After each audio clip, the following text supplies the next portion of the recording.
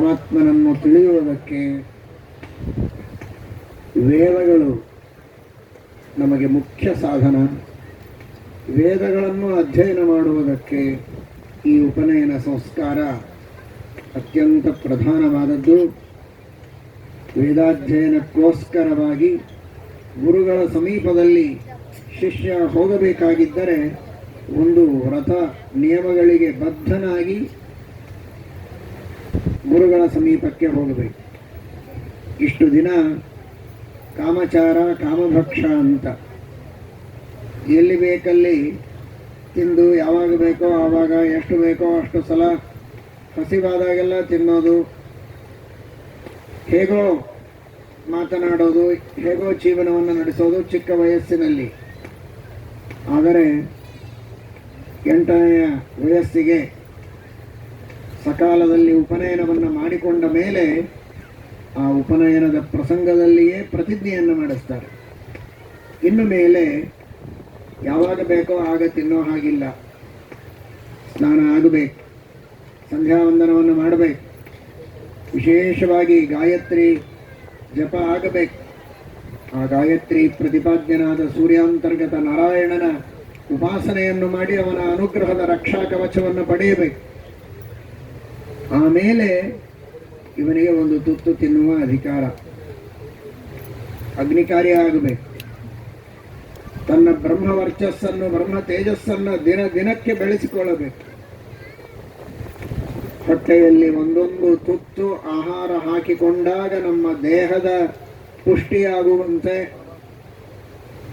ನಿತ್ಯವೂ ಸಂಧ್ಯಾವಂದನದ ಮೂಲಕ ಆಚಮನವನ್ನು ಮಾಡುತ್ತಾ ಒಂದೊಂದು ಹನಿ ನೀರು ಒಳಗೆ ಹೋದ ಹಾಗೆ ಅಗ್ನಿಯಲ್ಲಿ ಒಂದೊಂದು ಆಹುತಿಗಳನ್ನು ಹಾಕಿದಂತೆ ಇವನ ದೈಹಿಕವಾದ ಹಾಗೂ ಆಧ್ಯಾತ್ಮಿಕವಾದ ತೇಜಸ್ಸು ವಿಶೇಷವಾಗಿ ಅಭಿವೃದ್ಧಿಯನ್ನು ಹೊಂದುತ್ತದೆ.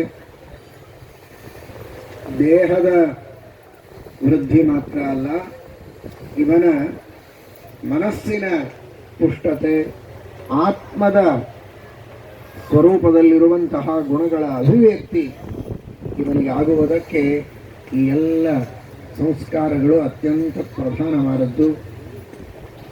ಅಂತಹ ಒಂದು ಗಾಯತ್ರಿ ಮಂತ್ರದ ಸಿದ್ಧಿಯನ್ನು ಮಕ್ಕಳು ಪಡೆದುಕೊಂಡರೆ ಎಲ್ಲವನ್ನೂ ಸಾಧಿಸಬಹುದು. ಧಿಯೋ ಯೋನ ಪ್ರಚೋದಯ, ಅತ್ಯುತ್ತಮವಾದ ಬುದ್ಧಿಶಕ್ತಿಯನ್ನು ದೇವರು ಕೊಟ್ಟರೆ, ಬುದ್ಧಿಶಕ್ತಿ ಅಂದರೆ ಕೇವಲ ಅರ್ಥ ಮಾಡಿಕೊಳ್ಳುವ ಶಕ್ತಿ, ಸ್ಮರಣ ಶಕ್ತಿ ಇವುಗಳು ಮಾತ್ರ ಅಲ್ಲ.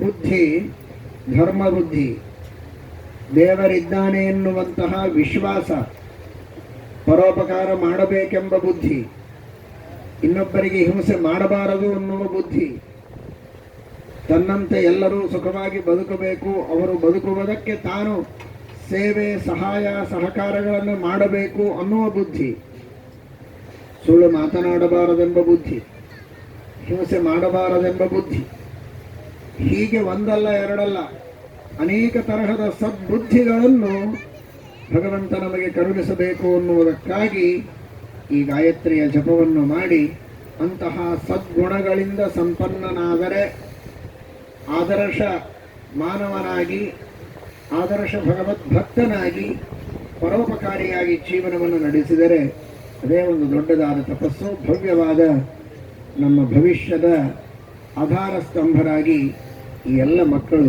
ಇರುವುದಕ್ಕೆ ಸಾಧ್ಯ. ಈ ಗುರುರಾಜ ಪಾದಯಾತ್ರಾ ಮಂಡಳಿಯ ವತಿಯಿಂದ ಇದೀಗ ಹೇಳಿದ ಹಾಗೆ ಸುಮಾರು 15 ವರ್ಷಗಳಿಂದ ಈ ಒಂದು ಉಪನಯನದ ಕಾರ್ಯಕ್ರಮವನ್ನು, ಈ 36 ವರ್ಷಗಳಿಂದ ಈ ಒಂದು ಪಾದಯಾತ್ರೆಯ ಒಂದು ದೊಡ್ಡ ಸೇವೆಯನ್ನು ಅವರು ಮಾಡುತ್ತಾ ಬಂದದ್ದು ಅತ್ಯಂತ ಸ್ತುತ್ಯವಾದಂತಹ ಕಾರ್ಯ.